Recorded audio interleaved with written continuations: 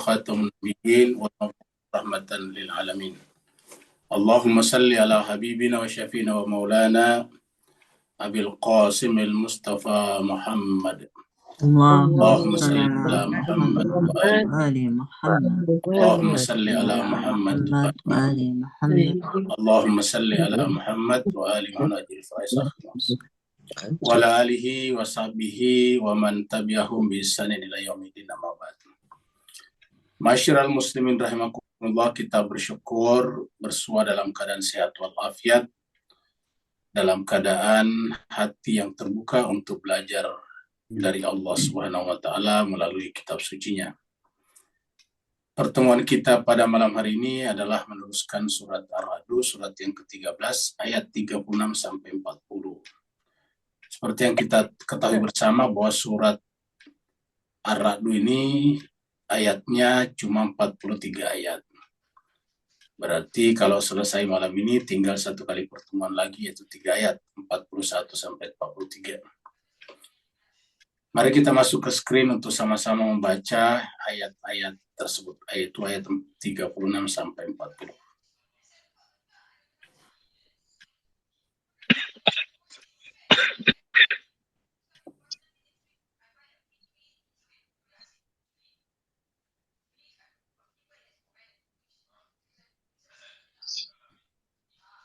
أعوذ بالله من الشيطان الرجيم.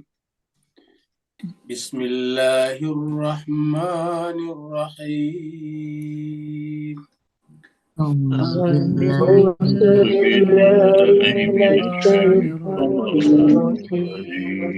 بسم الله الرحمن الرحيم. وكذلك أنزلناه حكما عربيا.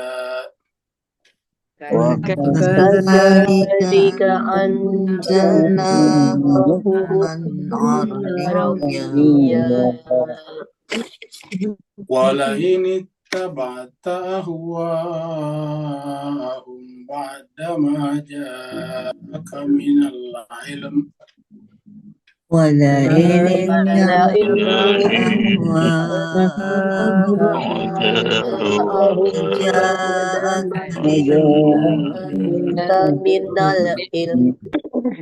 ما لك من الله من ولي ولا واق. ما لك من الله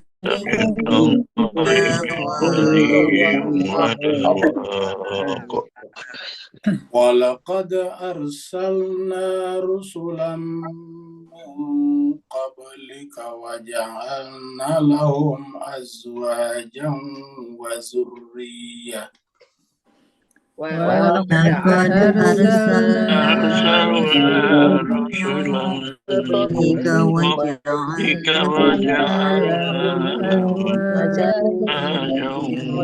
وذرية. وما كان لرسول أن يأتي بآيات إلا بإذن الله. وما كان لرسول أن يأتي بآيات إلا بإذن الله. لكل أجل كتاب.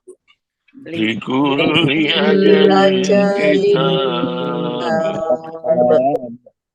يمحو الله ما يشاء ويثبت. يمحو الله ما يشاء ويثبت. وعنده أم الكتاب. وعنده أم الكتاب. وإما نرينك بعض الذي نعدهم أو نتوفينك وإما نرينك بعض الذي نعدهم أو نتوفينك فإنما عليك البلاغ وعلينا الحساب. فإنما عليك البلاغ وعلينا الحساب. صدق الله العلي العظيم. صدق الله العلي العظيم. اللهم صل وسلم وبارك وبارك على على رسول الله آله على رسول الله وآله الأطهار اللهم صل على محمد آل محمد. اللهم صل على محمد آل محمد.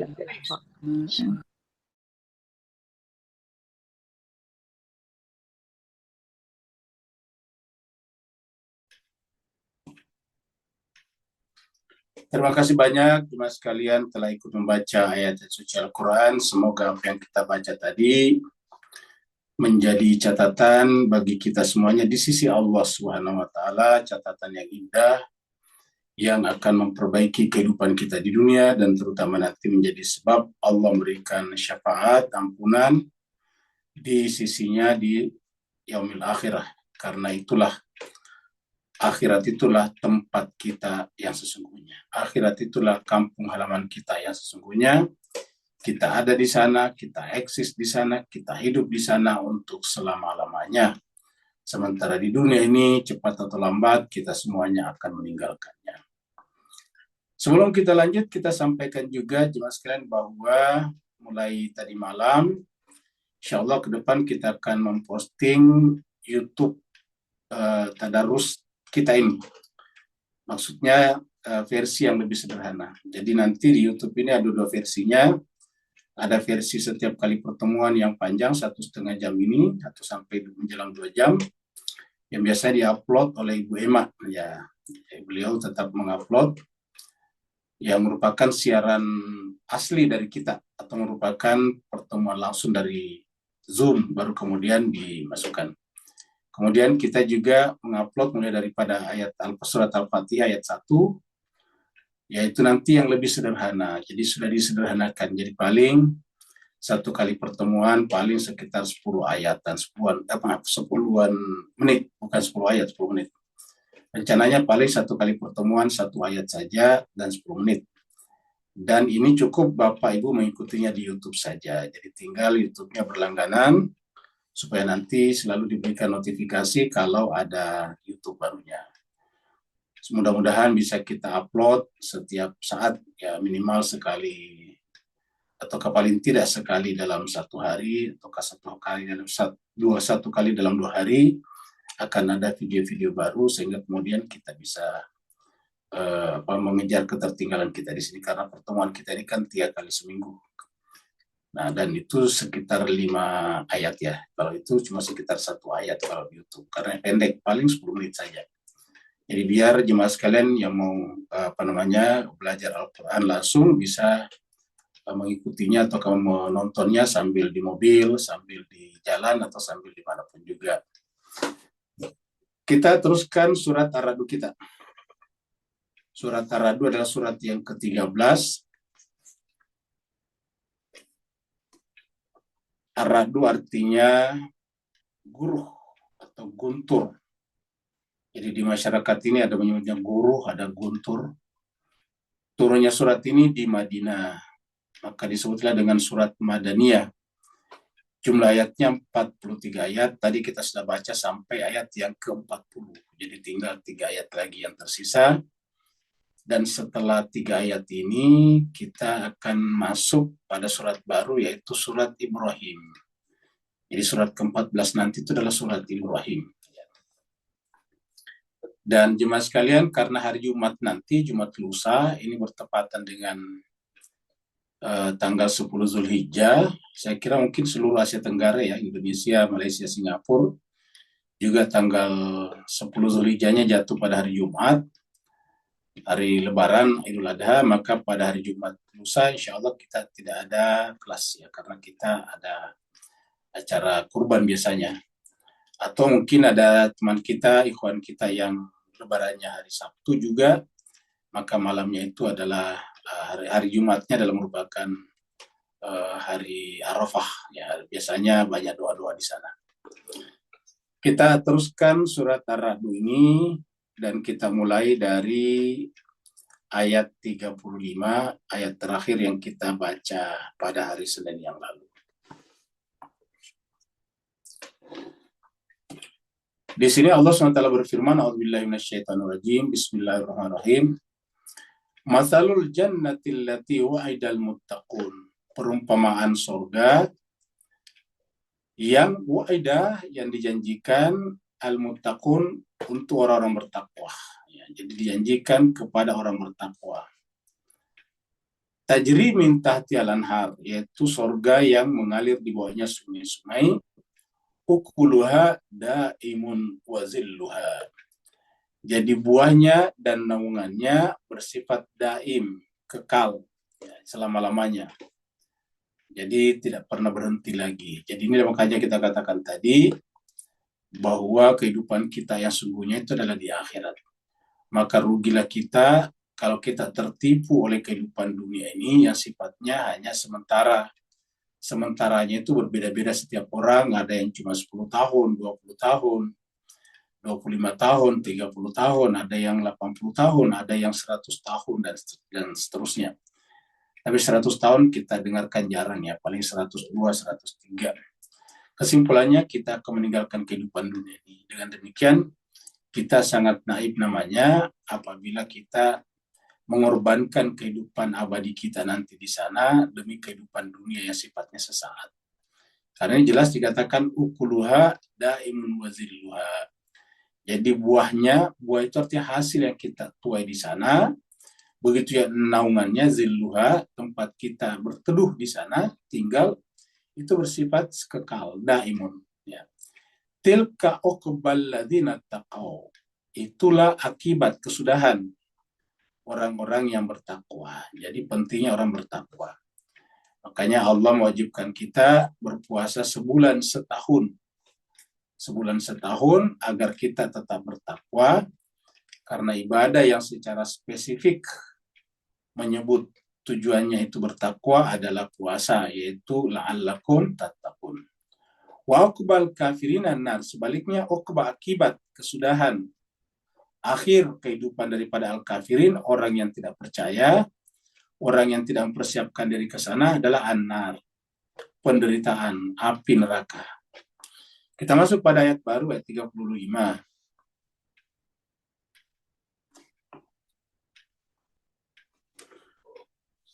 Walladzina atainahumul kitaba, dan orang-orang yang kami berikan kepada mereka Alkitab, kitab suci. Tentu yang dimaksud di sini terutama sebelum Islam, seperti Nasrani, Yahudi. Jadi, dan orang-orang yang kami berikan kepada mereka kitab suci, yafrahuna bima unzila ilaika. Mereka gembira dengan apa yang diturunkan kepada kaum Muhammad. Jadi pada saat itu ayat ini menjadi kesaksian bahwa ahli kitab pada saat itu gembira, senang dengan apa yang diturunkan kepada Nabi. Apa sebabnya? Karena sejalan, maksudnya pembicaraannya sama, itu agama samawi. Bicara tentang keesaan Tuhan, bicara tentang nabi-nabi yang sama. Al-Quran juga berbicara tentang Nabi Adam sebagai manusia pertama, Nabi Idris, Nabi Nuh, sama persis. Nabi Hud, Nabi Saleh, Nabi Ibrahim apalagi.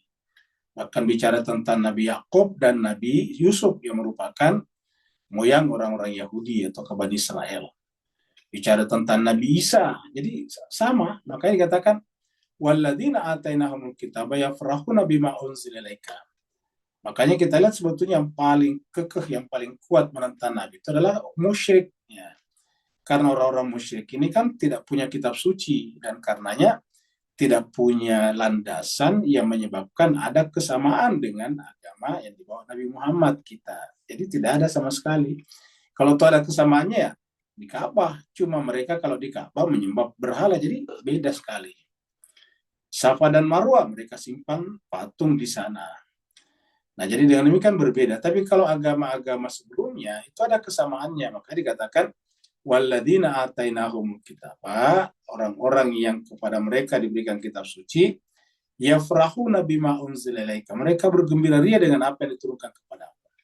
Itulah sebabnya 3 agama samawi besar ini, yaitu Yahudi, Nasrani, dan Islam, itu sebelum munculnya Zionisme itu bisa hidup rukun dan damai di mana-mana, di berbagai negara, bukan hanya di Yerusalem.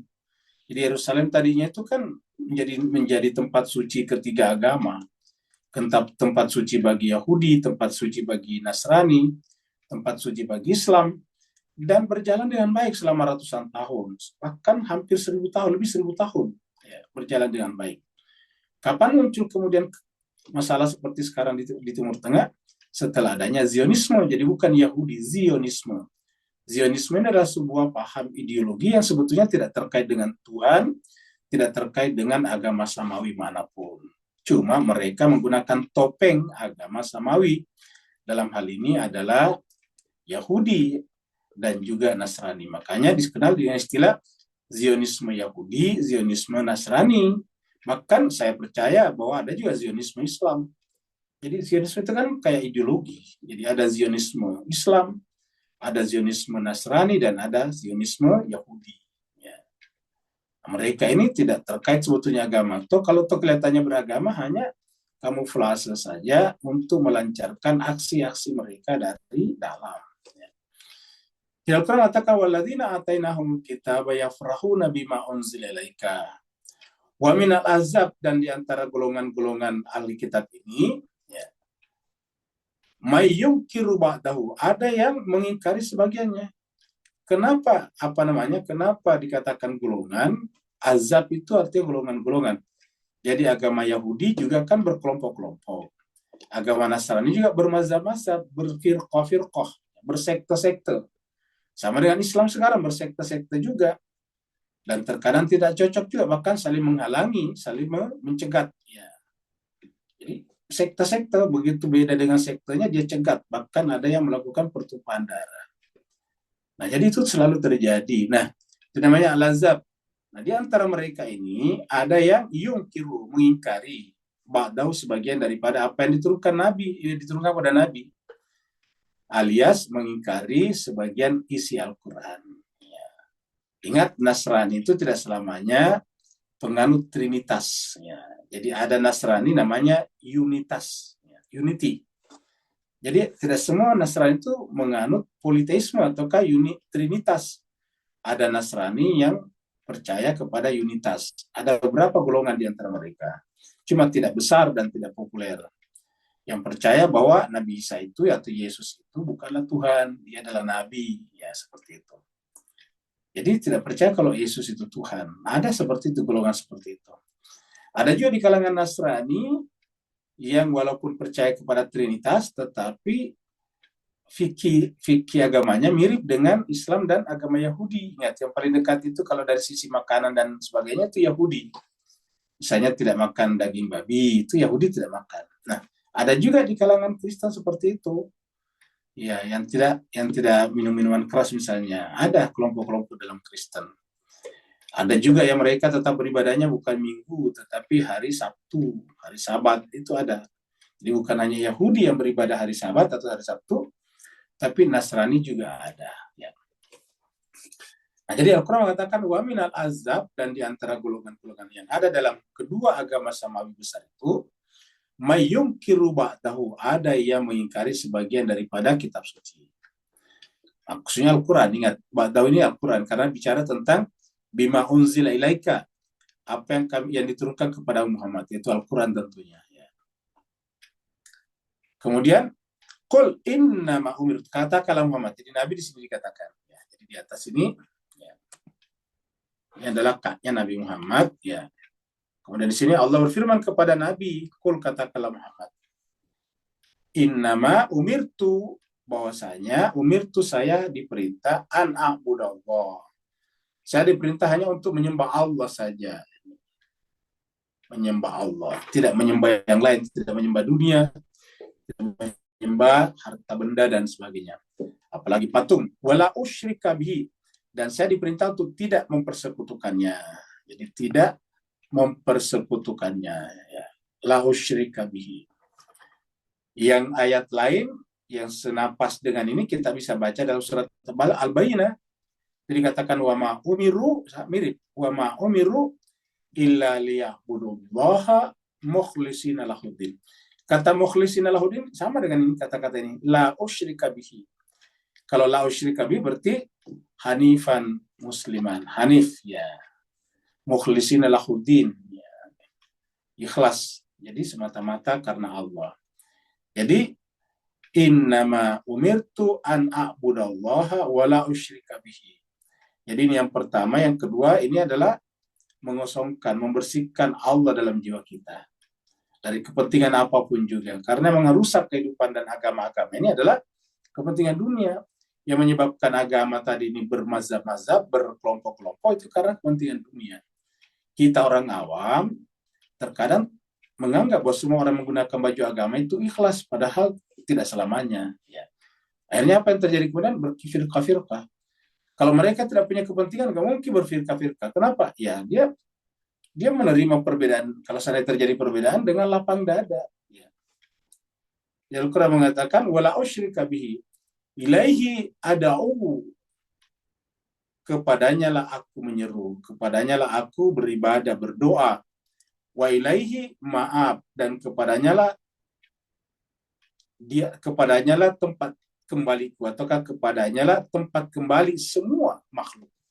Inna lillahi wa inna ilaihi rajiun. Jadi kita berseru kepadanya ketika kita sekarang ada dalam kehidupan dunia, dan hati kita kelak akan kembali kepadanya, suka atau tidak suka.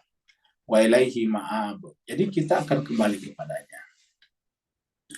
Jadi kaitannya dengan ahli kitab tadi sini. Kita lihat di sini, ya, surat Ali Imran, ya, kita lihat surat Ali Imran di sini. Ya. Ini kok nggak muncul ini, ya.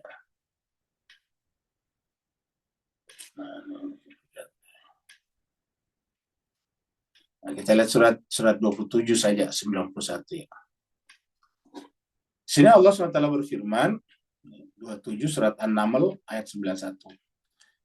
Innama umirtu an a'budu rabba hadhil baldah. Nah, jadi kata-kata innama umirtu itu muncul beberapa kali dalam Al-Quran. Atau tadi seperti dalam surat Al-Bayyinah, wa ma umiru illa liya'budullaha mukhlishina lahuddin. Sini katakan innama umirtu, hanya saja umirtu, aku diperintah. Ya. Diperintah khususnya oleh Allah melalui risalah yang dibawa Nabi. An a'budu rabba hadhil baldah, untuk menyembah Tuhannya negeri ini. Nah, jadi ini kelihatan kalau yang diajak bicara di sini jelas adalah orang-orang Mekah. Kenapa? Karena menggunakan kata tunjuk ini di sini, rabba hadhil baldah. Jadi saya hanya diutus jadi artinya apa? Patung itu include, termasuk di dalam al-baldah. Jadi negeri ini dan isinya. Jadi yang menciptakan Mekah, ya Allah, dan Allah itu yang harus disembah. Ya. Nah, Mekah ini terletak di mana? Di bumi. Berarti bumi juga adalah ciptaan Allah. Bumi ini adalah Tuhannya Allah juga. Jadi Rabbal Ardi juga. Ya. Bahkan bumi bagian daripada alam semesta. Rabbal Alamin. Jadi begitu. Jadi innama umirtu an a'budu rabba hadhil baldah. Jadi walaupun disebut secara sempit di sini yaitu cuma Mekah atau negeri manapun, tidak bertentangan dengan kata-kata Rabbul Alamin. Kenapa? Karena negeri manapun pasti bagian dari seluruh alam. Jadi Rabba hadhil balda alladhi harramaha, yang Allah sucikan, muliakan. Kata-kata haram itu muliakan. Jadi negeri ini Allah muliakan. Ya. Kata muliakan sini tidak boleh menyembah berhala di sini. Karena negeri ini tadinya tanah kosong melompong, lalu kemudian Allah berikan, amanahkan kepada Nabi Ibrahim dan keluarganya untuk menjadikan itu sebagai pusat ibadah dan tauhid. Ya. Nah, sebagai pusat ibadah tuh ibadah tauhid ataukah ibadah hanya kepada Allah, maka selain daripada itu haram, Allah mengharamkannya, arti mensucikan dia dari hal-hal yang sifatnya kemusyrikan. Walahu kullu syai'in, dan segala sesuatu milik dia. Ya, jadi saya hanya diperintah untuk menyembah Tuhannya negeri ini. Jadi saya tidak menyembah patung-patung kalian, tetapi menyembah Tuhannya negeri ini. Ini mirip juga dengan surat Al-Quraisy, "Falyabudu rabb hadzal bait." Kalau Al-Balda itu lebih luas, masih lebih luas yaitu negeri, maka ada lagi yang lebih sempit yaitu Baitullah. "Falyabudu rabb hadzal baitnya." Hendaklah mereka menyembah Tuhannya Baitullah ini. Ya, jadi harusnya kita sembah Tuhannya segala sesuatu, bukan sesuatunya disembah, tapi Tuhan dari sesuatu itu. Jadi alladzi harramaha walahu kullu syai', dan miliknya segala sesuatu. Wa umirtu, dan aku diperintahkan an akuna, untuk menjadi minal muslimin, bagian dari orang-orang yang berserah diri. Kata berserah diri itu artinya tidak ada kepentingan, tidak ada interest, ya, tidak ada sama sekali. Kalian mau terima silakan, kalian berbeda dengan saya tidak mungkin melawan dan tidak mungkin menghalangi kalian. Tapi kita harus hidup bersama. Itu disebut dengan muslimin di sini berserah diri hanya kepada Allah. Wa umirtu an akuna minal muslimin, dan aku diperintah untuk menjadi bagian daripada orang muslim. Ya, seperti itu. Kita lanjut lagi, ya, balik ke sini.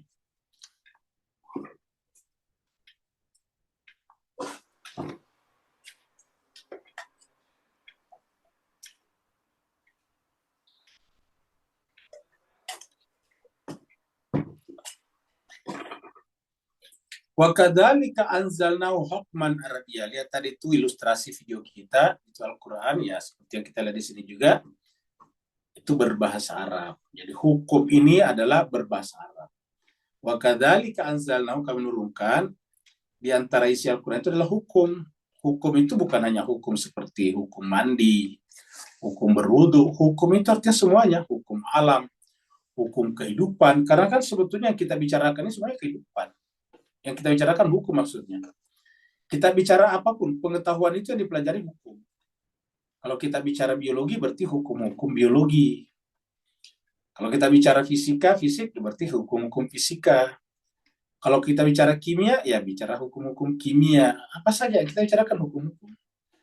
Tanpa disadari, bahkan ibu-ibu juga yang mempersiapkan makanan di dapur, atau siapapun yang mempersiapkan makanan di dapur, sadar atau tidak sadar, sebetulnya yang dilakukan itu adalah hukum-hukum. Ya. Tanpa disadari, misalnya dia ingin mendidihkan air.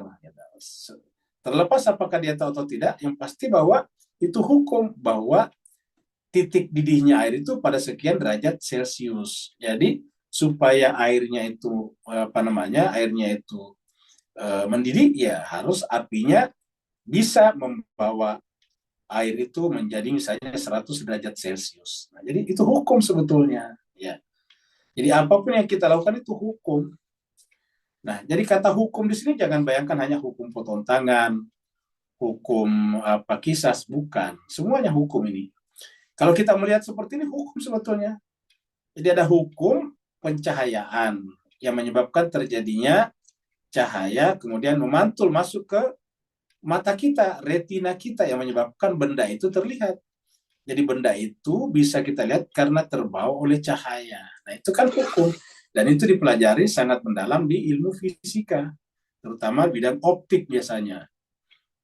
Saya kira dalam biologi juga dibicarakan misalnya tentang otak manusia atau mata manusia. Nah, jadi itu adalah hukum semuanya. Apa saja yang kita pelajari? Ya. Kita naik pesawat, tanpa kita sadari itu hukum itu. Ya. Hukum bahwa gravitasi sekian, maka power atau kekuatan untuk mengangkat pesawat dengan beban sekian ton harus sekian, supaya bisa mengalahkan kekuatan gravitasi. Jadi seperti itu. Jadi itu hukum semuanya. Nah, dengan demikian siapa yang mengetahui hukum-hukum ini namanya arif bijaksana. Nah, wa kadzalika begitulah anzalna kami menurunkannya hukman. Ya, menurunkan kitab suci itu di dalamnya ada hukum yang berbahasa Arab. Kenapa dikatakan hukum berbahasa Arab di sini? Sebetulnya Allah menjelaskan bahwa supaya kita menggunakan akal pikiran kita. Ya, karena di sini dikatakan, coba kita lihat di dalam surat Yusuf ya. Surat Yusuf surat 12 ya ayatnya 2. Ini kita baru lewati sebelum surat Ar-Ra'd ini. Nah, Allah berfirman, "Inna anzalnahu Qur'anan Arabiyya la'allakum taqilun." Sesungguhnya kami menurunkan Qur'anan, Al-Qur'an. Kami menurunkan hu-nya ini Al-Qur'an. Ini menurunkan Al-Qur'an. Qur'anan sebagai bacaan Arabian. Jadi kata-kata Qur'anan Arabian setara dengan hukman Arabian. Kenapa? Karena hukum tadi itu harus dibaca dan bacaannya berbahasa Arab. Jadi kata-kata Qur'anan Arabian di sini sama sebetulnya. Qur'an Arabian di surat Yusuf di sini hukman Arabiyah. Jadi wa kadzalika anzalna hukman Arabiyah. Kalau di sini tadi adalah inna anzalnahu Qur'anan Arabian. Nah, sekarang di sini sebutkan tujuannya kenapa? Kenapa mesti harus Arabian? La'allakum ta'qilun, supaya menggunakan akal. Nah, jadi seperti itu. Kenapa? Karena bahasa Arab ini dianggap sebagai bahasa yang paling sempurna, komprehensif, tata bahasanya. Ya. Hukum-hukumnya itu paling lengkap. Tidak ada bahasa yang selengkap Al-Quran. Misalnya satu kata terutama kata kerja misalnya, satu kata sudah di situ kita dapat informasi banyak. Satu kata itu kan menunjukkan perbuatan. Satu sudah informasi tentang perbuatan. Misalnya zahaba pergi atau fa'ala berbuat. Yang kedua, dengan tulisan zahaba kita tahu bahwa pelakunya itu orang ketiga. Sudah dua. Yang ketiga dalam zahaba itu kita tahu bahwa pelakunya itu pasti laki-laki. Nah, orang ketiga laki-laki. Ya. Perbuatan pergi yang melakukan itu adalah orang ketiga laki-laki. Ya. Yang keempat di situ ketahuan pelakunya satu orang, luar biasa. Yang keempat ketahuan waktunya, itu lampau mati namanya. Coba yang satu kata bisa memberikan minimal 5 informasi. Mana ada kata seperti ini? Ya. Nah, jadi yang keenam dari kata zawab ketahuan bahwa itu adalah aktif bentuk lazim. Ya. Dari satu kata saja.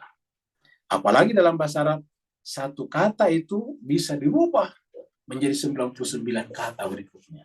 Ya. Jadi dengan demikian Al-Quran mengatakan inna anzalna Qur'anan Arabiyya la'allakum taqilun. Jadi tujuan belajar terutama bahasa Arab itu supaya akal kita bekerja. Ya. Akal bekerja sebetulnya. Bukan supaya fasih berbahasa Arab. Ya, bisa fasih berbahasa Arab. Tapi buat apa kita fasih berbahasa Arab kalau seperti Abu Lahab atau Abu Jahal misalnya? Kan fasih berbahasa Arab. Yang namanya Abu Jahal, Abu Lahab itu berantem dengan istrinya pasti pakai bahasa Arab. Ya. Tetapi kenapa kok bisa menentang Nabi? Ya. Berusaha menghalang-halangi Nabi.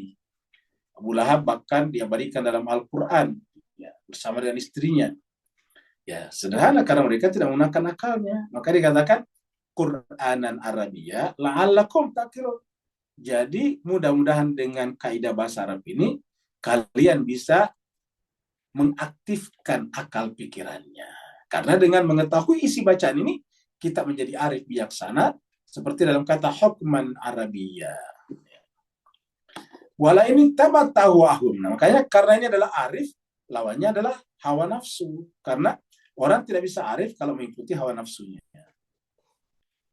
Jadi wala ini tabat tahwahum, maka kalau kalian mengikuti hawa nafsu mereka, ba'da ma ja'aka minal ilm. Jadi setelah datang Al-Quran, ilmu di sini Al-Quran.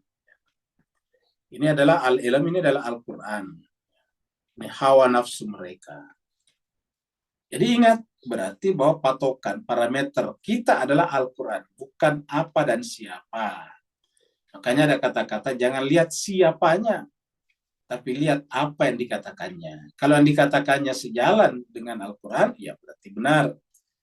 Tapi kalau kita melihat yang mengatakannya adalah seorang ulama yang serbannya 7 lapis, ya tidak apa-apa 7 lapis, tapi yang kita harus tahu isi kepalanya benar atau tidak. Ya. bukan serbannya. Serban boleh saja, berjenggot bisa silakan, karena ini ada pada semua agama. Kita lihat saudara-saudara kita di Kristiani juga kan pausnya berpakai jubah juga, kan gitu, pakai peci putih di atas juga. Nah, jadi kebenaran itu bukan pada apa yang dipakai, apa yang disebutkan, apa predikat apa yang dipanggil misalnya guru dan sebagainya.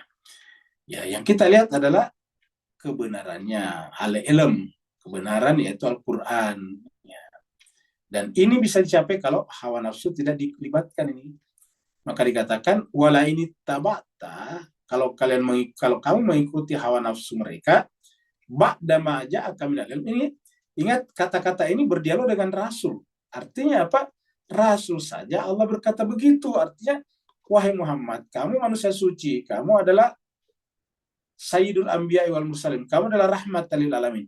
Tetapi andai kata kamu juga mengikuti hawa nafsu mereka, ya sama juga, kamu tidak punya pelindung dan tidak punya penjaga.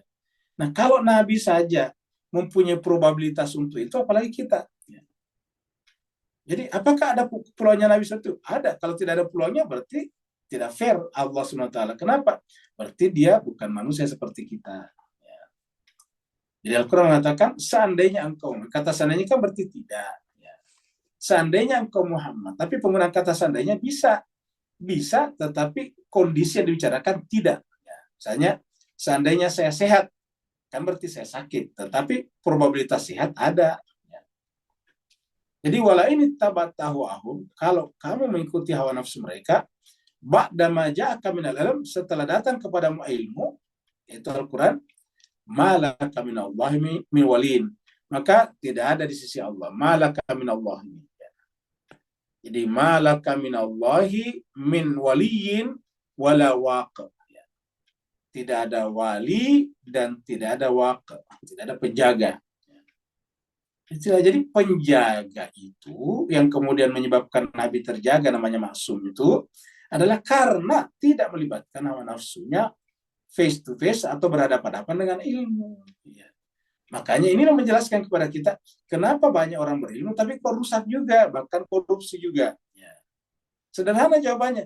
Ya walaupun dia berilmu atau kalau mengikuti hawa nafsunya, ya ilmunya tidak efektif. Ya. Jadi ini menunjukkan ada dua hal dalam diri kita, ada ilmu dan ada hawa nafsu. Ya. Kalau ilmu kita banyak tapi masih mengikuti ini, ya berarti tidak efektif ini ilmu. Ya. Dan apa itu trigger? Apa itu namanya itu pemicu hawa nafsu yang paling besar? Yaitu cinta dunia. Jadi walaupun dia tinggi ilmunya, kalau dia cinta dunia, ya korupsi juga. Kita lihat negara kita ini. Orang-orang korup itu bukan orang bodoh. Orang korup di negara ini kebanyakan orang sekolahan, orang minimal S1, bahkan ada yang S3, bahkan ada yang guru besar, dan sebagainya. Bahkan ada yang lulusan luar, dan seterusnya. Karena itu tidak terilmu, ini sudah dikatakan, Al-Quran sudah mengatakan, ini orang korupsi bukan ini, tetapi penyebabnya ini. Ya. Jadi jelas sekali. Ya. Jadi Allah mengatakan, wala ini tabatawahum ba'da ma ja'aka minal ilmi ma laka minallahi min walin wala waqi. Kita lihat lagi ayat berikutnya. Apa namanya ayat berikutnya dari sini? Ya. Surat Al-Baqarah. Ya. Allah mengatakan walan tarda angkal yahuda walan nasara. Kan tadi kan ahli kitab ini ceritanya. Jika kau mengikuti hawa nafsu mereka, walan tarda angkal yahuda walan nasara. Jadi Yahudi dan Nasrani itu lantar tidak pernah redo kepada kaum Muhammad. Kata redo itu, ingat tadi kan mereka senang tentang kitab suci ini, tapi tidak redo dalam pengertian ya apa namanya harus dari pihak mereka. Jadi kenapa mereka tidak reda, terutama Yahudi? Contohnya gini, kenapa itu Yahudi tidak menerima Nabi Isa? Kan ingat jemaah sekalian, Nasrani awal itu bukan orang Yahudi, bukan orang Bani Israel maksudnya. Jadi orang-orang yang mengikuti Nabi Isa di awal sekali itu sampai sekarang pun juga adalah bukan orang Bani Israel. Padahal Nabi Isa sendiri kan Bani Israel. Apa sebabnya? Ya, karena Nabi Isa itu bagi mereka bertentangan dengan apa yang mereka pikirkan. beda dengan yang mereka inginkan. Ingat pada zaman Nabi Isa dilahirkan atau ada, itu banyak imam-imam, ulama-ulama dari kalangan Yahudi, yang begitu. Nah, mereka inilah imam-imam Yahudi atau imam-imam mereka ini yang memprovokasi umatnya supaya tidak mengikuti Nabi Isa. Karena mereka memprovokasi bahwa Nabi Isa itu adalah anak jadah. Nah, seperti itu. Jadi inilah berbahayanya ulama sebetulnya. Ya. Inilah berbahayanya. Karena bisa mempengaruhi orang lain. Jadi walan tarda angkal Yahud wala Nasara. Hatta tattabi millatahum, sampai kau ikuti milah mereka. Kata milah di sini apa? Sebetulnya berdasarkan ayat ini tadi adalah ittaba'tahu ahum. Coba Bapak Ibu sekalian perhatikan. Kalau milah itu kan sebetulnya bagus ya, milah Ibrahim dalam pengertian itu ya. Jadi kata milah di sini adalah hawa nafsu mereka. Ya. Jadi kata-kata milah tahun di sini adalah milah versi mereka, bukan milah agama Ibrahimik. Kalau milahnya Ibrahim kan berarti bagus, itu adalah agama tauhid sejati. Nah, jadi kata-kata tattabi millatahum, humnya jamak di sini. Berarti cara milah versi mereka. Versi Yahudi yang telah menyimpang dari ajaran Nabi Musa. Versi Nasrani yang menyimpang dari ajaran inti daripada Nabi Isa alaihi salatu wassalam. Ya. Qul inna hudallahi wal huda, katakanlah bahwa petunjuk Allah itulah petunjuk yang benar. Jadi milah yang benar itu adalah milah yang berasal dari Allah. Kalau milah itu berasal daripada hawa nafsu tadi, ya bukan petunjuk Allah. Walai tabat tahwahum, ini muncul lagi. Seandainya engkau Muhammad mengikuti hawa nafsu mereka, berarti hawa nafsu lah disebut dengan milah di sini, karena sama-sama tabi'ah. Ya. Kalau di sini kan seandainya maka menggunakan bentuk lampau. Kalau di sini tabi'ah bentuk mudhari. Wala in tabattahu ahum ba'dalladzi ja'aka minal ilm. Seandainya engkau mengikuti hawa nafsu mereka setelah datang kepada Muhammad ilmu, yaitu Al-Quran, malaka minallahi min walin wala nasir. Jadi mirip tadi. Kalau tadi di sana malaka minallahi min walin wala waq. Kalau di sini malaka minallahi min walin wala nasir. Maka kamu tidak ada wali pelindung dan tidak ada penolong. Jadi mirip juga dengan ayat ini tadi kalau kita lihat. Malaka minallahi min walin wala waq. Jadi waq di sini penjaga, kalau tadi di sana nasir penolong. Ya.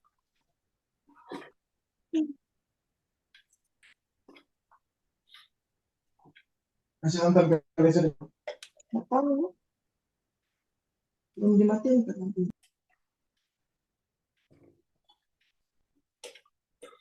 Walaqad arsalna rusulam min qablika.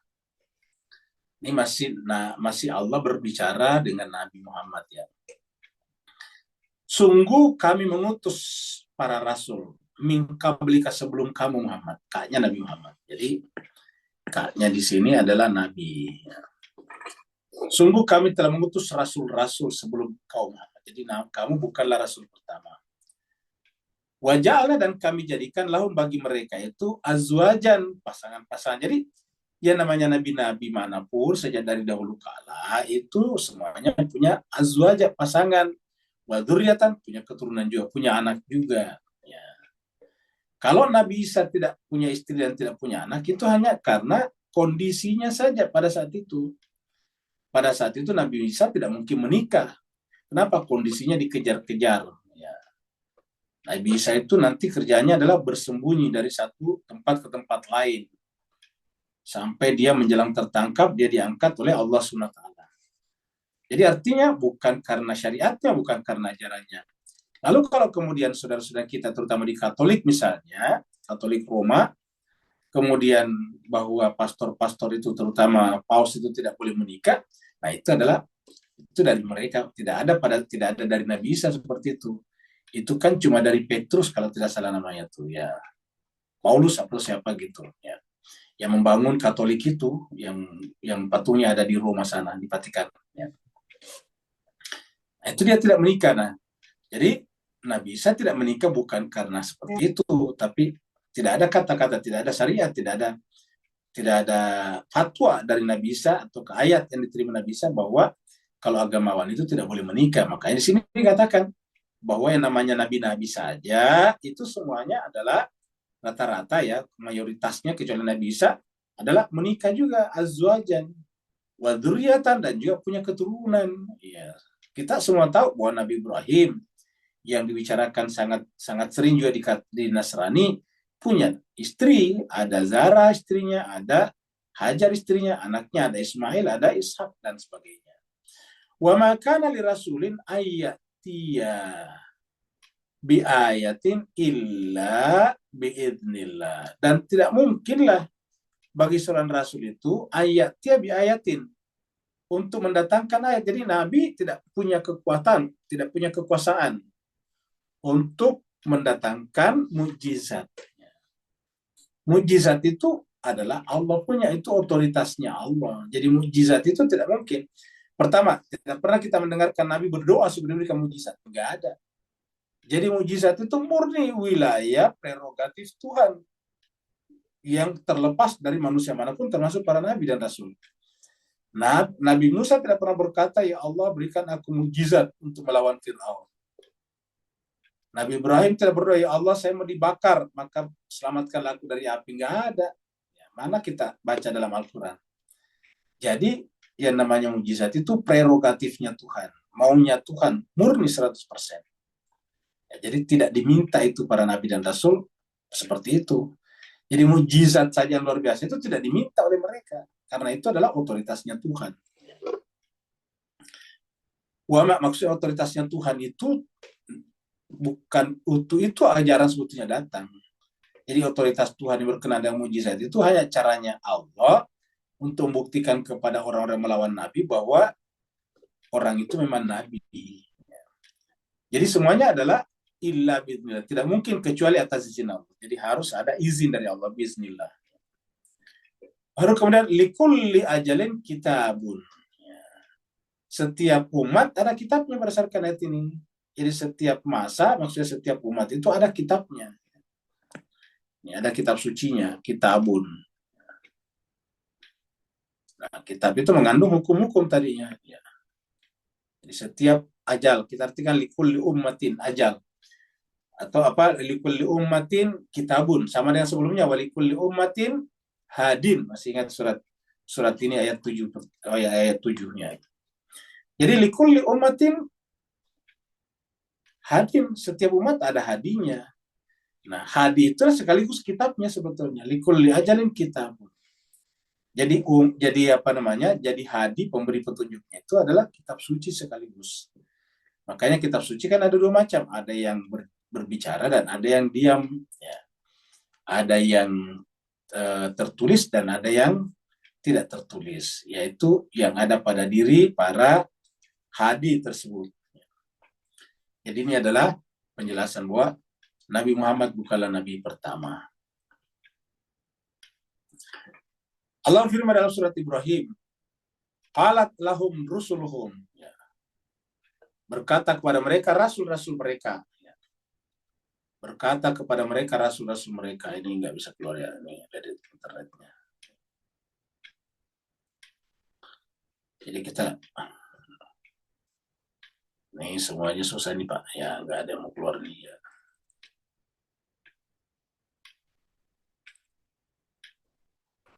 Nah, jadi kita kembali lagi ke sini ya, sambil nunggu yang bisa membuat muat.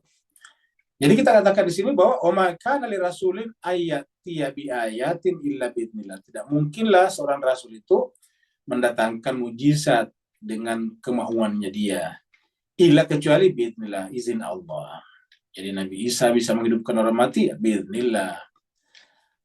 Kemudian likulli ajalin kitab, setiap ajal, setiap masa, setiap generasi itu pasti ada kitabnya. Atau setiap umat pasti ada petunjuk, pemberi petunjuknya, ya seperti itu.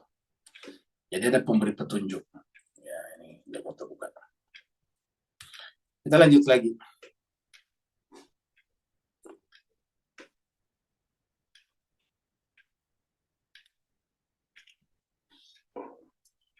Yamhullahu ma yasha wa yuthbit, ya. Jadi yamhullah ma yasha wa yuthbitu. Nah, jadi nabi-nabi datang, umat-umat datang, kitab-kitab suci datang ini, yamhullahu, Allah menghapus ma yasha, apa yang dia kehendaki. Jadi maksudnya kitab suci yang dianggap tidak relevan lagi dihapus. Maksudnya kata dihapus di sini ya dianggap tidak berlaku lagi. Ya. Dinasah. Ya. Jadi kitab suci yang lama mansuh, dinasahkan. Nasihnya, penasahnya adalah yang baru. Ya. Jadi kalau ada kata-kata nasih mansuh itu kitab suci sebetulnya. Jadi Al-Quran ini adalah menasah Injil. Injil namanya mansuh. Ya. Begitu juga apa namanya Taurat, begitu datang Al-Quran, Taurat dan Zaburnya Nabi Daud itu kemudian mansuh, dinasah oleh Al-Quran. Jadi Al-Quran dipakai. Jadi makanya dikatakan yamhullahu ma yasha wa yasbitu, dan dia menetapkan apa yang ditetapkan yang baru, yaitu Al-Quran. Jadi yang lama itu dihapus. Kata dihapus itu dalam pengertian tidak dipakai. Kenapa? Karena sudah ada yang baru. Ya. Jadi yang lama itu dihapus, yang baru digunakan. Jadi wa yasbitu. Wa indahu ummul kitab, dan di sisi Allah ada ummul kitab. Ya, jadi di sisi Allah itu adalah kitab induk, ada masternya. Sehingga kemudian apa namanya? Ketika tidak sejalan dengan master ini ya dihapus karena kan sudah banyak campuran. Tauratnya Yahudi sudah banyak campuran. Zaburnya Yahudi sudah banyak campuran. Zabur dari Nabi Daud maksudnya. Kemudian apa namanya Injilnya orang Nasrani yang diturunkan kepada Nabi Isa sudah banyak campuran, sudah banyak sudah banyak bias-bias, distorsi. Ya kita sederhana saja, ada 4 kitab di dalam di dalam Injil Perjanjian Baru. Ada yang diriwayatkan oleh Matius, ingat diriwayatkan kan, berarti kan diriwayatkan. Ada diriwayatkan oleh Matius, ada yang diriwayatkan oleh Lukas, ada yang diriwayatkan oleh Markus, ada yang diriwayatkan oleh Yohanes. Ya. Sekarang kita bertanya, mana yang valid? Ya. Kan tidak mungkin 4-4-nya valid. Ya. Karena kan 4-4-nya disebut kitab suci. Yang itu adalah periwayat, penulis, ya, pengumpul lah, kolektornya. Ya. Kemudian mana yang valid? Kan harus ditentukan mana yang benar, mana yang valid. Nah, itu saja menunjukkan bahwa ada 4 versi. Nah, belum lagi dengan fakta para ahli sejarah mengatakan bahwa dulu Injil itu sebelum terjadinya Konsili Nisea tahun 325, bahkan ada 1.500 versi Injil, bayangkan. Yang bertahan sampai sekarang di luar yang bersifat resmi, yang 4 tadi itu Matius, Markus, Lukas, Yohanes, itu ada lagi yang masih ada sampai sekarang tapi tidak diterima, yaitu Thomas, Injil Thomas, Injil Mary, Injil Barnabas dan sebagainya. Ya. Nah, jadi apa namanya? Jadi macam-macam. Ya. Nah, dengan demikian Allah katakan yamhullahu ma yasha. Dia menghapus yang dia kehendaki. Kenapa? Karena sudah tidak sejalan dengan masternya di sini umul kitab. Ya. Wa yusabbit dan menetapkan yang benar. Nah, untuk menentukan mana yang benar mana yang salah dikomparasi dengan umul kitab. Wa indah umul kitab. Jadi di sisi Allah ada kitab induk ya, yang di Lauhul Mahfuz. Nah, Al-Quran apa kitab induknya? Harusnya ada juga. Nah, kita bisa lihat pada ayat-ayat berikut ini. Ya. Nah, ini tadi adalah surat Ghafir ya. Allah firman, walaqad arsalna rusulan min qablika. Sungguh kami mengutus rasul-rasul min qablika sebelum kau Muhammad. Minhum di antara mereka man qasasna, ada yang kami kisahkan alaika kepadamu. Wa minhum, dan di antara mereka man lam naqsus alaika. Ada juga yang belum kami atau tidak kami ceritakan kepadamu. Jadi ayat ini kan menjelaskan bahwa nabi rasul itu banyak sekali sebetulnya. Yang kita baca dalam Al-Quran yang disebut dengan 25 nabi dan rasul itu yang diceritakan Allah ini. Yang di sini katakan man qasasna alaika. Tetapi ingat, wa minhum man lam naqsus alaika. Dari kalangan rasul-rasul ini ada yang tidak kami ceritakan kepadamu. Wa ma kana li rasulin ayatiya bi ayatin. Dan tidak mungkin rasul itu mendatangkan ayat atau mukjizat sendiri illa kecuali biiznillah. Faidza jaa amrullah, apabila amarnya Allah sudah datang, faqudiya bil haqqi, maka semuanya diputuskan berdasarkan kebenaran al-haq. Makanya kita membiasakan diri agar patokan kita di dunia ini adalah al-haq, kebenaran, bukan baju, bukan luaran. Di dunia ini kan banyak agama, satu agama bisa banyak sektenya, banyak mazhabnya. Kalau begitu mana yang benar? Dalam pandangan Allah, dalam pandangan Al-Quran itu matriks itu cuma dua, yaitu hak dan batil. Al-mubtilun itu batil. Ya. Jadi cuma dua, hak dan batil. Ya, siapapun yang berdiri pada kebatilan, hakikatnya sama, maksudnya itu tipologinya sama, walaupun bajunya berbeda, baju agamanya berbeda, baju sektenya berbeda, baju mazhabnya berbeda. Ya, kalau dia batil ya sama, iri hati misalnya kepada orang. Sebaliknya kalau dia benar, sama juga. Jadi maka dikatakan, faidza jaa amrullah, apabila datang keputusan Allah itu didasarkan pada kebenaran. Qudiyah itu keputusan, qada, ya, qadi, itu dilakukan hakim. Itu dengan al-haq, kebenaran. Wa khasira hunalika al-mubtilun, maka di sana di akhirat nantinya merugilah siapa? Al-mubtilun, orang-orang yang berpegang teguh kepada kebatilan. Jadi al-haq dan batil saja. Di dalam kaitannya dengan pikiran itu, ya mazhabnya cuma dua, mazhab hak dan mazhab batil. Tidak ada agama samawi dan tidak ada agama aradi, tidak ada Islam dan non-Islam, tidak ada Sunni ataupun Syiah, tidak ada, sama-sama di sana. Ya, kalau Syiah dia batil, ya sama juga bahayanya dengan Sunni yang batil. Ya. Begitu juga agama samawi yang batil, sama bahayanya dengan agama aradi yang batil. Jadi tidak ada bedanya. Jadi wa khasira hunalikal mubtilun. Kemudian surat musyawarah ini. 42. Am yaquluna aftarah 'ala Allahi kadziba. Apakah mereka mengatakan bahwa Nabi itu mengada-adakan kitab suci, mengarang, baru di atas namakan Allah, padahal itu adalah kadziba, dusta. Fa in yasha'illahu yakhtim 'ala qalbika. Kalau seandainya Allah mau, yakhtim 'ala qalbika, dia akan menutup hatimu Muhammad. Wa yamhullahul batil, dan Allah menghilangkan yang batil. Ingat tadi, yamhullahul batil, menghilangkan yang batil. Tadi menghilangkan apa namanya, yang rusak. Wa yuhibbu, ini tadi ya, kita lihat dari sini, yamhullahu ma yasha. Ya. Kalau di sini yamhullahul batil wa yuhiqqul haqqa bi kalimatih. Lalu dia membenarkan kebenaran. Jadi membenarkan kebenaran. Kalau kita manusia kan membatilkan kebenaran dan membenarkan kebatilan. Kita biasa membenarkan kebatilan dan menganggap itu tidak batil karena yang melakukannya kita yang mengaku diri benar, kan begitu. Innahu alimun bidatis sudur. Sungguhnya dia Allah alimun, mengetahui bidatis sudur, apa yang ada di dalam dada. Az-Zuhruf, ya. Wa innahu, sesungguhnya dia Al-Quran itu fi ummil kitab, dia ada dalam ummul kitab. Ummul kitab itu ladaina la aliyun hakim. Jadi ada ummul kitab di sisi kami, dan itu adalah la aliyun hakim. Dia adalah benar-benar tinggi, maksudnya tidak bisa dijamah, tidak bisa dirusak oleh manusia yang tidak bertanggung jawab. Dan isinya adalah kearifan, hikmah. Jadi kalau ada yang mengaku sampai kepada di atas tapi tidak arif, tidak bijaksana, ya berarti dia tidak sampai ke sana.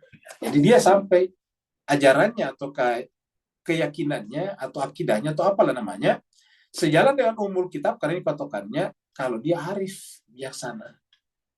Wa inna fi ummil kitab ladaina al-aliyyun hakim. Seperti itu.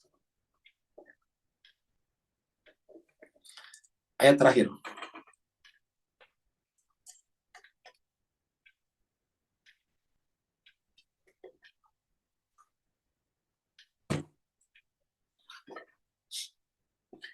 Wa imma nuriyannaka ba'dal ladzina na'iduhum aw natawaffayannaka fa innama 'alaikal balaghu 'alaina hisab. Wa imma nuriyannaka, dan apabila kami perlihatkan kepada Muhammad ba'da sebagian saja, alladzina aiduhum, yang kami ancamkan, janjikan kepada mereka, bagi mereka yang melanggar ini, bagi mereka yang tidak berpatokan pada al-haq tadi. Seandainya Muhammad kami perlihatkan kepada kamu sebagian saja siksa, azab, penderitaan yang kami janjikan kepada mereka, au natawaffayannak, atau kami wafatkan kamu untuk melihat realitas itu, fa innama, maka sungguhnya alaikal balad, maka jelas bahwa kewajiban kamu, walaupun itu sangat mengerikan, ya, ba'dal ladzina iduhum itu adalah sangat mengerikan, tapi semengerikan merikanya itu tetap kamu tidak berhak memaksa orang lain. Ya. Kewajiban kamu adalah al-balag, menyampaikan saja. Fa innama alaikal balag, hanya saja kewajiban kamu, tugas kamu adalah al-balag, menyampaikan. Jadi kewajiban kamu hanya menyampaikan saja. Fa innama alaikal balag. Nah, bagaimana dengan anunya, siksanya, hisabnya? Ya urusan kami. Ya, jadi kita lihat sini ada dua di sini. Ada wewenangnya, wilayahnya Nabi di sini, alaika, dan ada wewenangnya Tuhan di sini, alaina. Ya, alaina di sini Tuhan.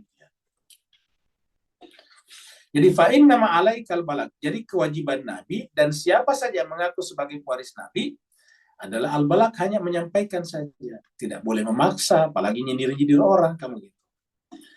Jadi fa'in nama alaikal balag. Kewajiban kamu hanyalah menyampaikan al-balag.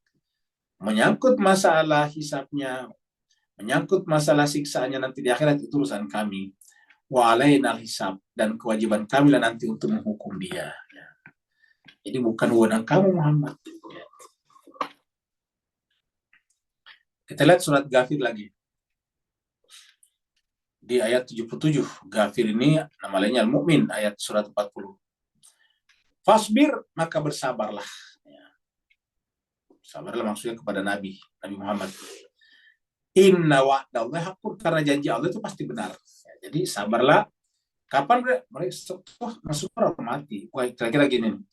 Muhammad, bersabarlah atas gangguan mereka, karena mereka mengganggu kamu itu pasti akan mati juga. Inna wa'dallah, sungguhnya janji Allah itu hakun, benar, al-haq, kebenaran. Fa'imma nuriyannaka, maka seandainya nuriyannaka, kami perlihatkan kepadamu, ba'dal ladzina aiduhum, sebagian dari apa yang kami ancamkan, janjikan kepada mereka, atau natawaffayannak, atau kami wafatkan kamu untuk melihat di sana, fa ilaina yurja'un, maka kamu akan yakin melihatnya bahwa siapa saja di antara mereka itu semuanya kembali kepada kami. Karena semuanya kembali kepada kami, maka sudahlah kamu hanya al-balag, urusan saya al-hisab. Alaikal balag wa alainal hisab. Urusan kamu adalah menyampaikan, urusan kami, urusan Tuhan adalah al-hisab. Jadi inilah juga harusnya menjadi cara berpikir kita. Jadi kita tidak boleh menjadi misionaris, mempengaruhi orang supaya menjadi seperti kita. Pokoknya hanya menyampaikan, kata menyampaikan itu ya apa yang kita ketahui dari Al-Quran, ya, bukan di pikiran kita, dari Al-Quran. Karena yang dimaksud dengan balag di sini adalah menyampaikan kitab suci. Jadi Nabi itu hanya menyampaikan kitab suci dan tidak berpretensi atau bertendensi untuk memaksakannya, karena Nabi tahu persis bahwa itu urusan Allah. Coba kita lihat lagi di sini. Surat Al-Ghasyiyah, terkenal ini Al-Ghasyiyah. Nah, jadi illa man tawalla. Kenapa illa man tawalla? Karena di atas ini adalah fadzakir innaman tawzakir. Coba kita lihat ayatnya 20. Ya. Daripada 21 ini. Fadzakir, beri peringatanlah Muhammad. Innama, hanya saja, anta mudzakirun, kamu hanyalah mudzakir, pemberi peringatan. Lasta alaihim bimusaitirin. Lasta, bukan wewenang kamu, bukan kewajiban kamu alaihim terhadap mereka, bimusaitir, memaksa. Jadi kamu tidak punya hak memaksa mereka. Itulah sebabnya Nabi Nuh tidak memaksa istrinya. Nabi Nuh tidak memaksa anaknya. Nabi Nuh tidak memaksa istrinya. Asia tidak memaksa suaminya Fir'aun. Seperti itu. Nabi tidak memaksa pamannya Abu Lahab. Dan banyak lagi contoh-contoh yang lain. Karena mereka paham semuanya, lasta alaihim bimusaitirin. Bukan kewajiban kamu untuk memaksa mereka. Illa man tawalla, bagaimana kalau dia berpaling dan ingkar? Apa kata Allah? Fayu'adzibullah. Allah yang akan mengazab mereka dengan azab yang besar. Fayu'adzibullahul adzabal akbar. Allah pasti akan mengadab mereka dengan azab yang besar.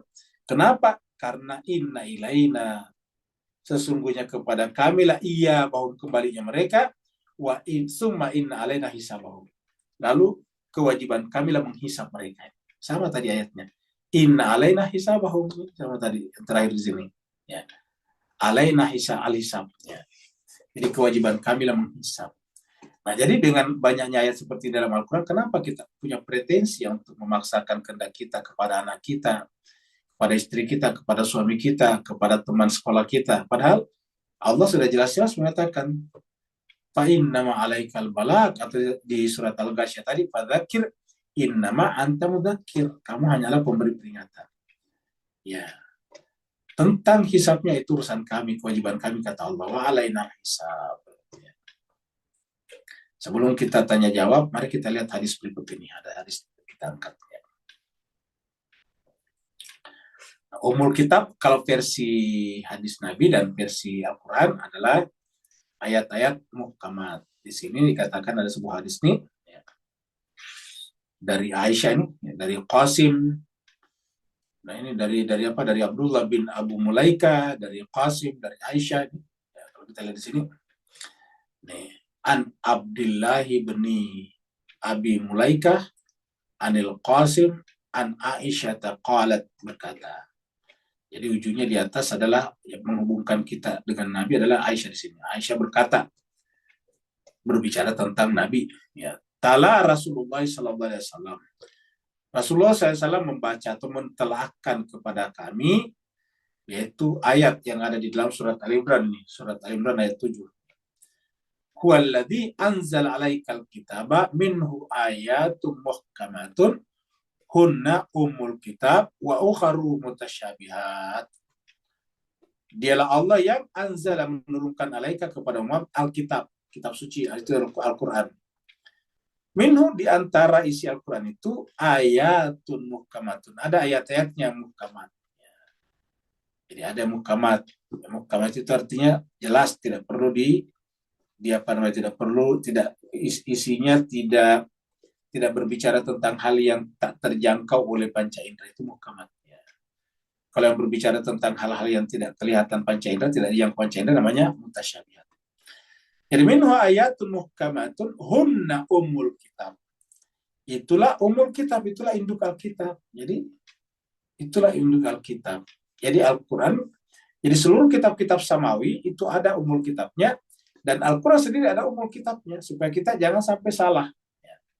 Jangan sampai salah memahami.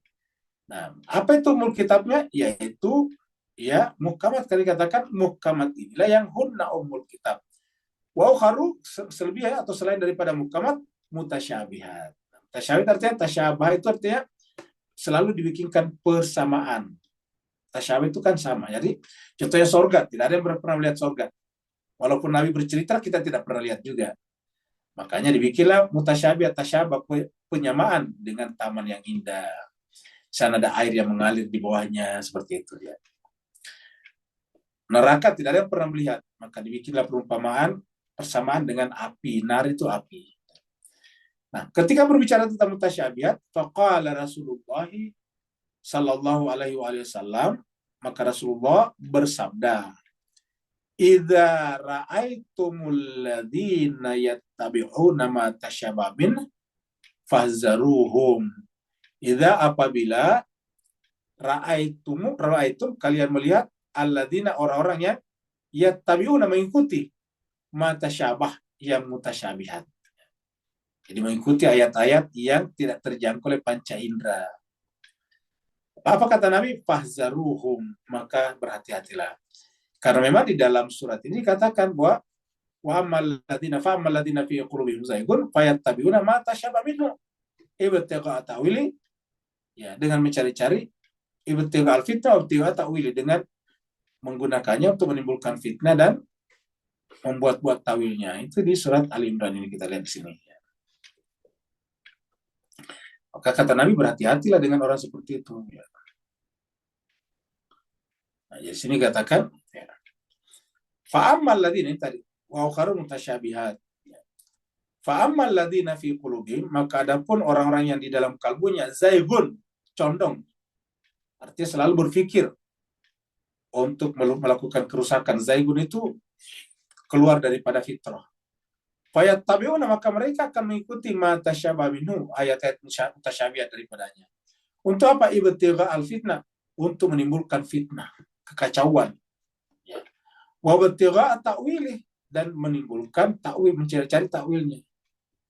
Wa ma ya'lamu ta'wilahu illallah, dan tidak ada yang mengetahui takwilnya kecuali Allah. Wa ma ya'lamu ta'wilahu illallah, tidak ada yang mengetahui takwilnya kecuali Allah. Wa rasihun, dan rasihun.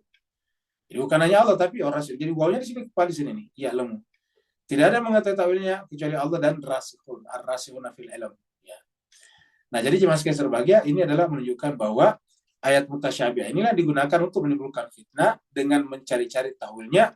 Maka Nabi mengatakan di sini, idza ra'aitumul ladzina yattabi'una ma tasyabaha min fahzaruhum. Apabila engkau melihat orang yang kalau membaca Al-Quran dipilah-pilah hanya mengikuti atau mengambil ayat mutasyabihat dan mengikutinya, maka berhati-hatilah, kata Nabi. Fahzaru, berhati-hatilah terhadap orang seperti itu. Hadits riwayat Darimi nomor 145. Semoga bermanfaat. Kalau benar dari Allah SWT, kalau salah dari Al-Fakir sendiri mohon dimaafkan. Yang mau bertanya dipersilakan. Salam Ustaz. Waalaikumsalam warahmatullahi wabarakatuh. Silakan. Gani Ustaz, Ya, silakan Gani. di Iran Ustaz. Oh iya, di Ini mana ada, Iran? Alhamdulillah Ustaz, baik Ustaz di Mashhad Ustaz. Oke, Ustaz, silakan. Ya. ingin bertanya Ustaz, izin. Ya. Ini ada sebuah pertanyaan Ustaz ya. Ya. Di Indonesia ini, tantangan si di Indonesia gimana Ustaz? Kan sekarang kan Prabowo kan udah ke Israel nih Ustaz sekarang. Ya. Itu apa tuh Ustaz tantangannya Indonesia? Apa sih di Indonesia? Tantangannya si Indonesia sederhana, bersatu. Kecil tapi sudah bermacam-macam. Ormasnya saja 2. Ya. Jadi itu saja. Jadi yang pertama harus dilakukan di Indonesia dulu ini adalah bersatu, ya. Menyatu, jangan saling menghalang-halangi satu sama lain, kayak gitu. Ya. Jadi itu yang pertama. Kalau kita sendiri tidak bersatu ke dalam, gimana bisa berbicara keluar, kira-kira gitu. Ya. Nah, Ustaz. Terkadang juga kita saling harus seperti ini, memaksa juga. Jadi inilah yang menjadi masalah. Jadi oleh sebab itulah tantangannya ke dalam. Jadi tidak bisa kita berbicara banyak keluar kalau ke dalam tidak begitu bagus. Yang kedua, ya saya kira memang di Indonesia ini harus lebih banyak melakukan pendekatan-pendekatan humanistik, intelektual, spiritual, supaya bisa berinteraksi dengan saudara-saudara kita yang Sunni. Karena kalau kita tetap membuat semacam membuat semacam rigiditas kelompok, ya eksklusivitas, ya tidak bisa berinteraksi dengan pihak luar. Akhirnya nanti tidak ada perkaderan, bikin organisasi tapi tidak, susah cari pengurus seperti itu. Karena oleh sebab itulah harus beda. Jadi karakteristik Indonesia ini kan beda dengan negara lain. Beda dengan Irak, apalagi Iran, seperti itu. Ada lagi yang berikutnya?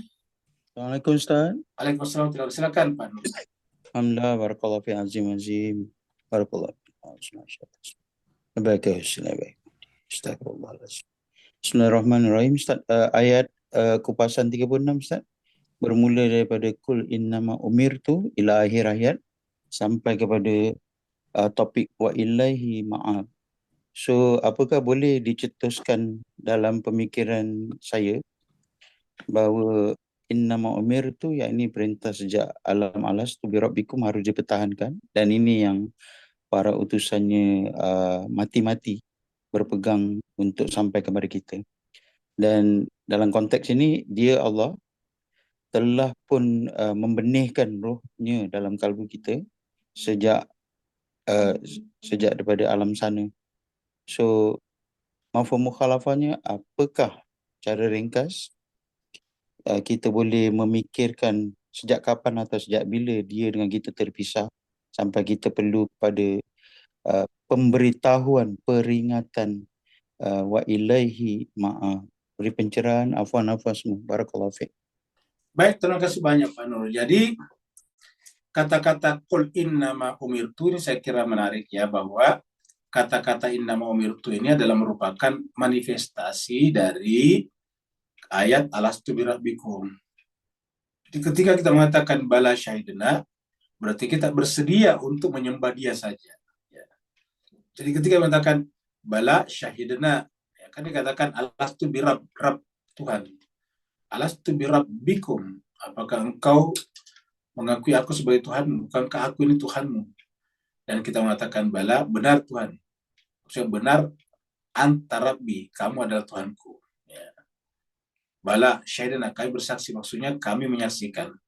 Lahir batin kami menyaksikan bahwa kamu adalah Tuhan kami. Nah, makanya kemudian Nabi datang merefresh kembali alam syahadah kita itu dengan kata-kata, maksudnya melalui Allah ya, karena ini kan Al-Quran. Allah meminta kepada Nabi untuk merefresh kembali dengan kata-kata kul, katakanlah Muhammad innama umirtu, dan ini berkali-kali tadi kita temukan dalam Al-Quran. Kita lihat tadi pembandingnya ada juga di dalam surat Al-Bayyinah juga, wa ma umiru dan sebagainya, atau wa ma khalaqtul jinna wal insa illa liya'budun, banyak ya. Jadi innama umirtu an a'budallah wa la usyrika bihi. Ya. Jadi ini yang harus kita pertahankan dalam kehidupan kita ini. Jadi kita ini dalam kehidupan harusnya orientasi kita selalu kepada Allah dengan kata-kata a'budallah, dan tidak boleh berpaling atau pergi atau mempercayai yang lain. Kenapa Tuhan mengatakan harus berhati-hati ataukah selalu harus ke sini? Karena kehidupan dunia ini kan penuh dengan cobaan, penuh dengan tantangan, penuh dengan ujian. Dan setiap saat kita bisa gagal, bisa kita keluar dari sana. Terutama kalau berkaitan dengan hawa nafsu kita, interest pribadi kita, kepentingan kita yang terganggu, biasanya kita tiba-tiba keluar dari sana. Menjadikan agama hanyalah sebagai barang dagangan. Kalau agama memberikan keuntungan, kita gunakan. Kalau enggak, kita tidak gunakan. Seperti itu. Nah, ini kan artinya kita melenceng, kita deviasi. Kita telah keluar daripada kata-kata innama umirtu an a'budallahi wa la usyrika bihi. Ya. Nah, pertanyaannya kalau kita melenceng, berarti kan kita tidak bersambung dengan dia. Nah, ini pertanyaan kelanjutan pertanyaan Pak Nur tadi, bahwa sebetulnya secara hakikatnya, bil hakikah, bahwa Allah itu tidak pernah berpisah dengan makhluknya, dengan siapapun dan siapapun juga, karena secara wujudi tidak ada satupun yang ada kecuali pasti bersama dengan Allah. Ya. Kalau ada sesuatu yang ada tapi tidak bersama dengan Allah, berarti sesuatu itu berdiri sendiri. Nah, tetapi pertanyaan, kenapa banyak orang yang lupa? Bahkan ada kata kafaru dalam Al-Quran, kafir, menutup diri. Ya, itu penyebabnya adalah kesadaran. Jadi sebetulnya kita lah yang lupakan dia. Kita menghilangkan, kita mengusir Tuhan dari kesadaran kita. Ya, ingat kata kesadaran berarti bukan sesuatu yang sifatnya fisik. Ya. Allah tidak bisa kita hilangkan, tetapi kesadaran kita mengusir. Kata mengusir itu tiba-tiba kita tidak mau ingat Tuhan. Tidak ingat Tuhan. Yang kita ingat adalah dunia atau yang lain. Nah, jadi intinya adalah bagaimana kembali menyambungkan hubungan kita dengan Allah sehingga supaya terjadi ilahi ma'ab, yaitu kesadaran. Nah, kesadaran itu untuk mengembalikannya, perantaranya namanya dzikir, ingat. Ya, makanya Allah mengatakan, fadhkuruni adzkurkum, ingatlah aku akan ingat kamu lagi. Maksudnya di situ, kalau kamu ingat aku, hakikatnya aku telah ingat kamu. Aku setiap saat mengingat kamu, tapi aku tidak mengingat kamu dalam tanda petik kalau kamu tidak ingat kepada saya. Artinya kamu tidak menyadari saya kalau kamu tidak mengingat saya. Maka fadhkuruni adzkurkum. Maka di tempat lain dikatakan wadhkurullah qiyama wa qu'udan, ya alladzina yadhkuruna Allah qiyama wa qu'udan wa la, setiap saat. Ataukah bukratan wasila, pagi ataupun petang hari. Jadi setiap saat maksudnya itu. Jadi selalulah kita tersambung hatinya dengan Allah Subhanahu wa taala agar kita benar-benar selalu hadir pada kesadaran kita bahwa dialah tempat kembali kita. Wa ilaihi ma'ab. Kalau kita mengembalikan kesadaran kita kepada benda, kita tertipu. Mengembalikan kesadaran kita kepada dunia, kita tertipu.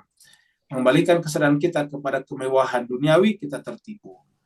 Ilaihi ma'ab. Kepadanya lah kita akan kembali. Dialah tempat kembali kita. Senang atau tidak senang, suka atau tidak suka, makanya kita bangun sekarang kesadaran kita, jiwa kita, agar yang ada di sana hanya Dia. Makanya di dalam zikirnya para ahli irfan itu, yang terakhir itu adalah huwa, atau bahkan hu, Dia saja. Tidak ada lagi selain Dia. Ya, apapun adalah Dia. Berikutnya ada lagi? Ada Ustaz, di chatroom ada satu pertanyaan. Baik, kita ke chatroomnya.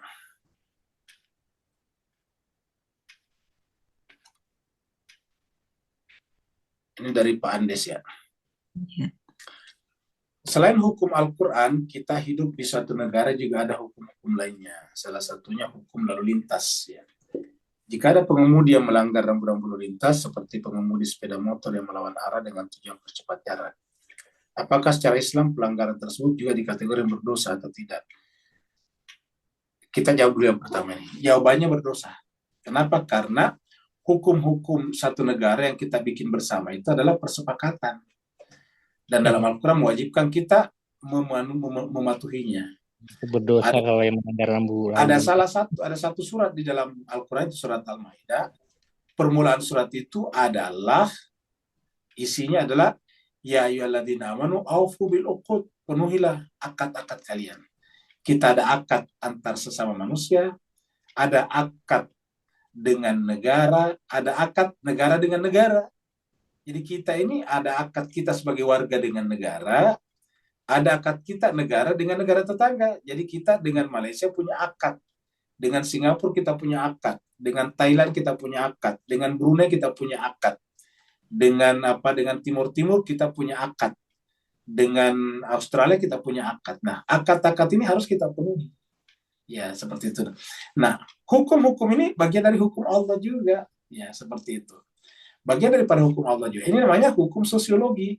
Jadi ada hukum alam yang dalam pengertian natural law, seperti tadi hukum gravitasi dan sebagainya, atau hukum fisika tadi seperti mendidih pada temperatur sekian dan membeku pada temperatur sekian. Tapi ada juga hukum-hukum sosial namanya. Nah, hukum-hukum sosial ini kalau kita langgar akan merusak juga kita, seperti kata Pak Andes, kalau melanggar lalu lintas ya membahayakan orang lain dan dirinya, maka itu berdosa. Jadi termasuk berdosa. Jadi ulangi, siapa saja yang melanggar hukum-hukum negaranya atau negara orang lain, kalau dia ada di sana, berdosa. Saya gini, kita di Indonesia melanggar hukum yang diatur di negara Indonesia, kita berdosa. Kita pergi ke Singapura, melanggar hukumnya Singapura, ya kita berdosa juga. Ya, karena itu namanya begitu kita masuk ke Singapura, kita berakad dengan pemerintah Singapura untuk memenuhi hukum-hukum itu. Ya, buktinya apa? Buktinya kita menyerahkan paspor kita untuk dicop, untuk distempel. Artinya kita minta, bolehkah saya masuk ke Singapura? Kata imigrasinya, boleh, tetapi kamu harus memenuhi hukum. Siap, nah kira-kira. Makanya kemudian di stempel kita punya paspor. Begitu kita masuk di sana, melanggar ya berdosa. Kita pergi ke Malaysia, melanggar berdosa. Jadi orang-orang Indonesia yang datang ke Malaysia tanpa paspor, itu namanya berdosa itu. Yang disebut dengan pendatang haram itu berdosa. Kenapa? Melanggar akad antar negara kita. Karena akad antar negara kita itu harus ada paspor. Sebagaimana akad kita dalam negara itu ada namanya kartu penduduk. Ya. Ada kalau di Indonesia Pak, yang teman kita dari Malaysia dan Singapura, di Indonesia namanya KTP, kartu penduduk. Ya. Jadi kalau di sana, di Malaysia, di Singapura ya identity card, ya, kartu identitas. Kalau di Indonesia namanya kartu tanda penduduk. Ya. Jadi harus ada KTP-nya kalau orang Indonesia, seperti itu. Nah, jadi ini pasti berdosa karena melanggar akad itu. Jadi hukum ini tidak bisa dibayangkan hanya sekedar potong tangan dan sebagainya. Saya berpikir di antara para pelanggar lalu lintas tersebut ada umat Islam. Bukan ada lagi banyak yang saya biasa itu mengelus dada saya Karena seakan-akan kalau dia ahli masjid, nggak apa-apa melanggar. Dia dari masjid tidak pakai helm, coba bayangkan. Mereka melanggar sebetulnya. Ya. Agama itu adalah keteraturan. Jadi mereka seakan-akan kalau dia haji, kopi haji nggak perlu pakai helm. Ini salah. Siapapun, apapun kalau udah keluar harus pakai helm. Ya.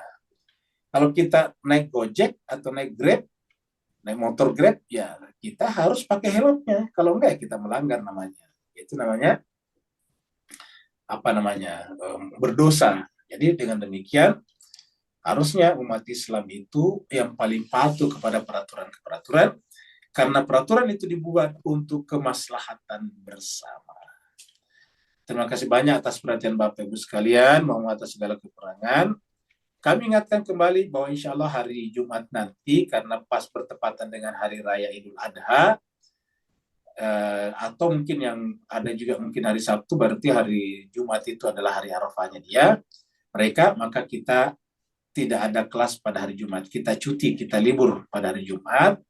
Kita lanjutkan lagi pada hari Ahad yang akan datang. Hari Senin yang akan datang, dan itu adalah terakhir untuk surat Ar-Ra'd. Kami juga sampaikan bahwa kita sekarang sudah punya channel YouTube, namanya channel serial Tadabbur Al-Quran Al-Baru. Sekarang baru pengantarnya, kenapa disebut Al-Baru, kenapa disebut dengan Tadabbur Tadabbur, itu sudah ada, bisa ditonton kapan saja, di mana saja. Ya.